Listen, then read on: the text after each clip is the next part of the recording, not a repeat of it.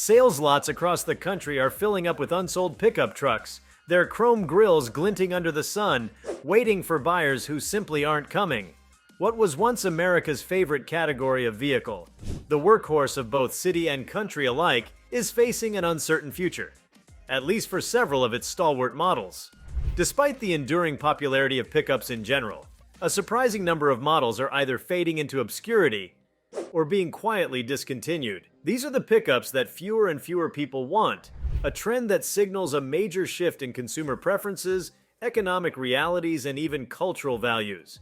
Before we start, hit the like and subscribe buttons for more exclusive news. Take, for instance, the once revered Nissan Titan.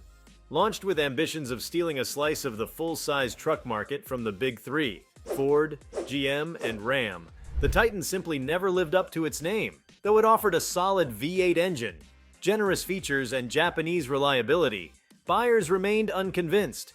Whether it was the styling that never quite hit the mark, or the lack of serious marketing effort compared to competitors, the Titan has sputtered along for years with dismal sales. Nissan recently confirmed that 2024 will mark the end of the Titan altogether. It's a quiet bow out, more a whisper than a bang, and signals a broader truth. Customers are no longer interested in a truck that tries to do everything but doesn't quite excel at anything. The Honda Ridgeline, another import that once promised to revolutionize the pickup segment, is teetering on the edge as well. Designed more like a crossover with a truck bed than a traditional pickup, the Ridgeline appeals to a niche market of suburban drivers who don't need the brawn of a full-frame truck. But that niche is shrinking. Critics have long panned the Ridgeline for its lack of towing power, unremarkable payload capacity, and overall soft styling. While it's undeniably practical and drives more like a car than any other pickup, that's precisely the problem. Most people who want a pickup truck want it to feel like a truck. Ruggedness and raw power still count, and the Ridgeline lacks both in the eyes of many. Then there's the GMC Canyon, a mid-sized truck that's often overshadowed by its corporate cousin, the Chevrolet Colorado. While the Colorado has enjoyed periodic redesigns and marketing pushes, the Canyon has largely languished in obscurity. GMC positioned it as a slightly more upscale option, but the differences have never been dramatic enough to justify the price bump for most buyers.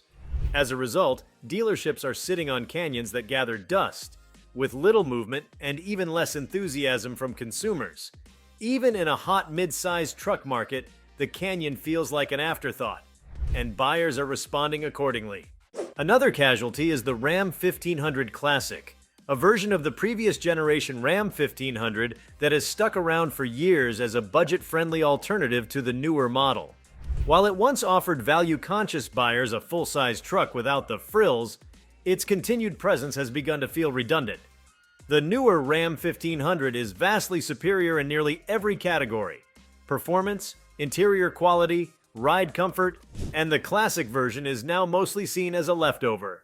It's the kind of truck that only appeals to fleet buyers and rental companies, and even those markets are beginning to move on. As newer used models of the current generation Ram 1500 become more affordable, the appeal of the Classic evaporates entirely. Toyota is also seeing cracks in its armor. While the Tacoma continues to sell well, the full-size Toyota Tundra isn't enjoying the same success. Despite a recent redesign and a new hybrid powertrain option, the Tundra still struggles to break through the loyalty that American buyers have toward the F-150, Silverado, and Ram. Many have criticized its pricing strategy, which positions it nearly head-to-head with domestic rivals without offering significantly more value or innovation. The Tundra is a good truck, but in this fiercely competitive segment, good isn't good enough. Sales numbers don't lie, and they're signaling that the Tundra is a model under threat. Among smaller players, the Ford Ranger is surprisingly losing traction as well.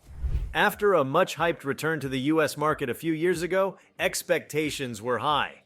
But consumers found the Ranger underwhelming, especially in terms of refinement and interior quality. Though it offers solid towing numbers and decent off-road credentials, it hasn't managed to stand out in a crowded mid-size segment. With models like the Toyota Tacoma and the Chevrolet Colorado continuing to innovate and improve, the Ranger is starting to look like a relic despite its relatively recent reintroduction. Hyundai's entry into the pickup world, the Santa Cruz, has also had a rocky start. Positioned as a lifestyle vehicle rather than a traditional pickup, it shares a platform with the Hyundai Tucson and offers a small bed and car-like handling. While that might sound appealing to a certain demographic, that demographic is tiny and shrinking. Most buyers who want a truck want capability. Those who want a car won't be convinced by a compact pickup with limited towing capacity. The Santa Cruz is stuck in a weird identity crisis. Too rugged for city dwellers, too weak for truck enthusiasts. It's a bold experiment, but one that seems to be failing fast. Meanwhile, the Chevrolet Silverado 1500, once a titan of the truck world, is facing a bit of an identity crisis. Though it still moves units in large volumes, it's increasingly viewed as dated compared to the competition. The interior, long criticized for its plasticky feel and uninspired design, has been updated in recent models, but the damage to its reputation has already been done. As buyers seek out more luxurious, tech-laden cabins in their pickups, the Silverado risks falling behind unless it continues to evolve rapidly. The danger for a model like this is not extinction in the immediate sense, but irrelevance over time, the slow fade of a once dominant force. Mazda's B-Series, long since discontinued but still remembered by some, serves as a cautionary tale. It's a model that faded quietly into obscurity due to lackluster marketing, limited updates, and stiff competition. Today, it stands as a symbol of what happens when a truck lacks clear identity or differentiation. While not currently in production, the B-Series failure continues to resonate as manufacturers grapple with similar issues in their existing lineups. Even electric trucks, once heralded as the future, are facing some early signs of buyer hesitation. The Lordstown Endurance, for example, was supposed to be a game-changer. Instead, it became mired in controversy, financial woes, and recalls. What was once touted as a symbol of revitalized American manufacturing is now a warning sign to would-be EV truck makers.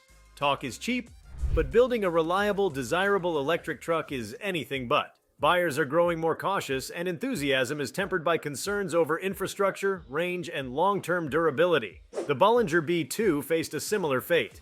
This all-electric boxy behemoth attracted attention with its unique styling and rugged appeal, but it failed to materialize in any meaningful way. Production delays, financial issues, and changing priorities left the B2 stranded before it even hit the mainstream, in a world that increasingly demands trucks do it all: work, commute, and play. A niche vehicle with questionable practicality doesn't stand much of a chance.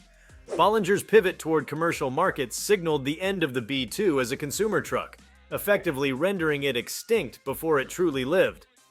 Volkswagen too had grand plans with the Amarok, a mid-sized truck popular in global markets but never sold in the US. The American market was supposed to be its next frontier, but various delays, regulatory hurdles, and changing strategic focus shelved those plans indefinitely.